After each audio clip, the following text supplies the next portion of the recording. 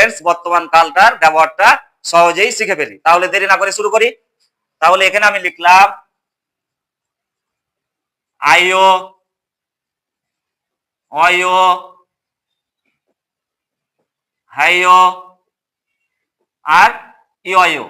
আইও, অয়ো, হাইও আর ইয়ো এই চারটি শব্দ যদি কোরিয়ান বাক্যের শেষে থাকে তাহলে আমরা চিনব এটা হচ্ছে প্রেজেন্ট টেন্স বর্তমান কাল।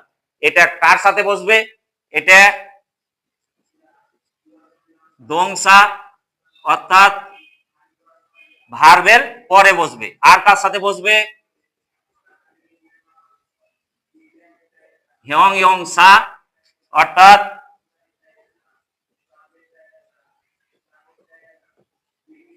অ্যাডজেক্টিভের পরে বসবে।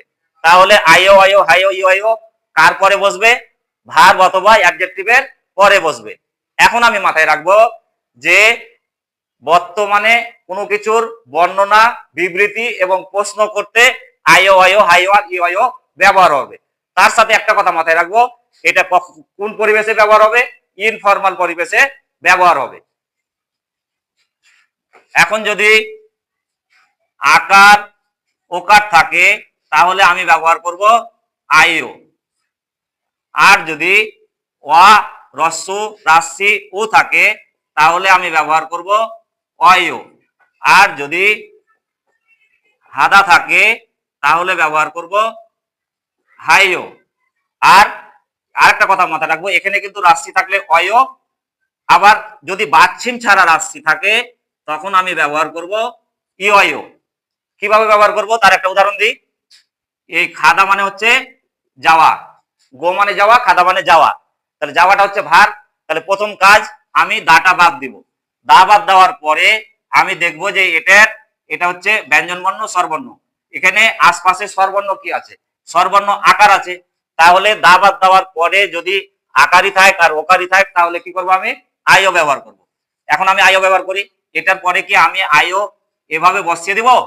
না। কেননা এটা স্বরবর্ণ, এটাও স্বরবর্ণ, দুটি স্বরবর্ণ পাশাপাশি থাকতে পারে না। এই জন্য একটা সূত্র আছে, আকার প্লাস আকার সমান হচ্ছে আকার। এই জন্য খাদা থেকে খাইওটা তৈরি হয়ে গেল এবং বর্তমান প্রেজেন্ট টেন্স প্রমাণ করলো। এখন আমরা উদাহরণে আসি। এখন আমি যদি লিখি মাসিদা মানে হচ্ছে পানি পান করা, চা পান করা, কফি পান করা। তাহলে এটা দিয়ে যদি আমরা কোরিয়ান ভাষায় একটি বাক্য গঠন করি তাহলে আমি লিখি তুয়ান একজন মানুষের নাম, সিনুন তুয়ান সাহেব, যেহেতু এটা হচ্ছে সাবজেক্ট তারপরে উন্নুন চলে আসবে। তুয়ান সিনুন এটা একটা গ্রামার, এই গ্রামারের ক্লাসটা আমি পূর্বে দিয়ে রেখেছি। তুয়ান সিনুন তুয়ান সাহেব কি করে? এই কফি, কফি মানে হচ্ছে কফি। তাহলে কফি এই রুল, এই গ্রামারটা আসলো কারণ এটা হচ্ছে অবজেক্ট মার্কার, এই জন্য উল রুল আসলো। তাহলে তুয়ান সিনুন তুয়ান সাহেব কফি কি করে? পান করে। তাহলে মাসিদা মানে পান করা, তাহলে দাবাত দিব।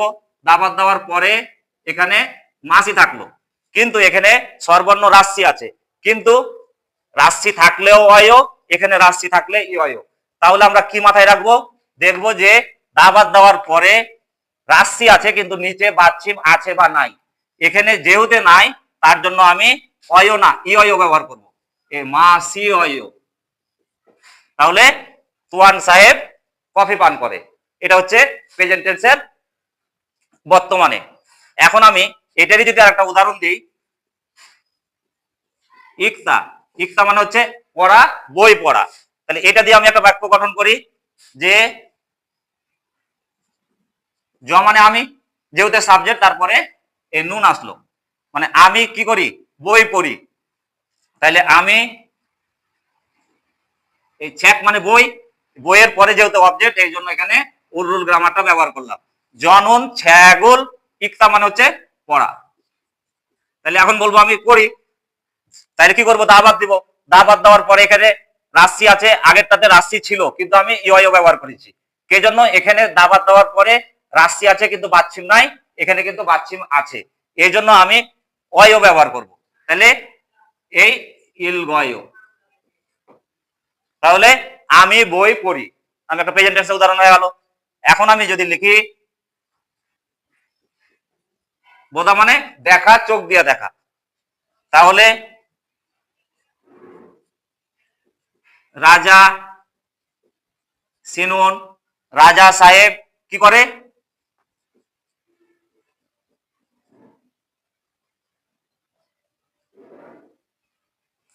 টেলিভিশন দেখে। তাহলে থেললে বি জন উল মানে টেলিভিশন, রাজা শুনুন, রাজা সাহেব, থেললে বিজন উল টেলিভিশন, বোধা মানে দেখা, তাহলে দা বাদ যাবে, তাহলে বোটা বসিয়ে দিলাম। তাহলে যেহেতু এখানে কি আছে, ওকার আছে, তাহলে আমি বলেছি আকারই থাক আর ওকারই থাক, তাহলে কি বসাবো? আইও বসাবো, এই আইও বসালাম। তাহলে রাজা সাহেব টেলিভিশন দেখে। এবার আমি যদি লিখি এই জাদা মানে হচ্ছে ঘুমানো, তাহলে আমি এটা দিয়ে একটা বাক্য গঠন করি যে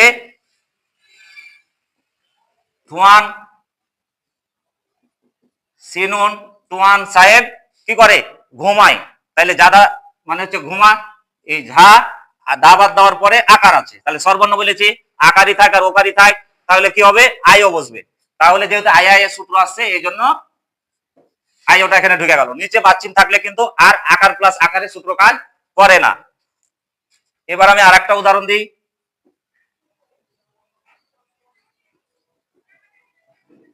ইলাদা মানে হচ্ছে কাজ করা। তাহলে এখন আমি যদি লিখি যে তুয়ান সিনুন তুয়ান সাহেব কাজ করে, তাহলে তুয়ান সিনুন তুয়ান সাহেব, তাহলে আমি বলেছি যে দাবাত দেওয়ার পরে যদি হাদা থাকে তাহলে আমরা সরাসরি হাইও ব্যবহার করব। তাহলে তুয়ান সিনুন ইল হাইও, এখানে কোনো পরিবর্তন নাই, হাদা থাকলে হাইও ব্যবহার করব। এখন আমি যদি আরেকটা উদাহরণ দিই, মক্তা মানে হচ্ছে খাওয়া। এখন এটা দিয়ে যদি আমি একটা বাক্য গঠন করি প্রেজেন্ট টেন্সে, তাইলে জনুন আমি জম সিম উল, যেহেতু অবজেক্ট মার্কারের জন্য উলরা আসলো, জনুন আমি জম সিম উল মানে দুপুরের খাবার কি করি? খাই। তাহলে মক্তা মানে খাওয়া। এখানে দাবাত দিলাম, দাবাত দেওয়ার পরে এখানে দেখছি কি আছে? ওয়াকার আছে। তাইলে আমি বলেছি ওয়া রস্য রাশি উ যেটাই থাকুক দাবাত দেওয়ার পরে তাইলে আমরা কি ব্যবহার করব? অয় ব্যবহার করব। যেহেতু এখানে নিচে বাচ্চিম আছে তার জন্য আর আকারের সূত্র ব্যবহার করব না, সরাসরি আমরা অয় ব্যবহার করব। তাহলে জনুন মানে আমি জনুন জম সিমুল দুপুরের খাবার খাই। তাহলে এই প্রেজেন্ট টেন্স আইও অয়ো হাইও আর ইয়র ব্যবহারটা খুব সহজে আমরা শিখে ফেললাম। তাহলে ভয় পাওয়ার কিছু নাই, এই গ্রামার চর্চা করলেই কোরিয়ান গ্রামার সহজেই শেখা যায়। তাহলে আমার এই ক্লাসটা কেমন হলো? যদি ভালো লাগে তাহলে অবশ্যই লাইক কমেন্ট শেয়ার করবেন। আপনাদের ভালোবাসায় আমাকে উৎসাহ যোগাবে। ধন্যবাদ।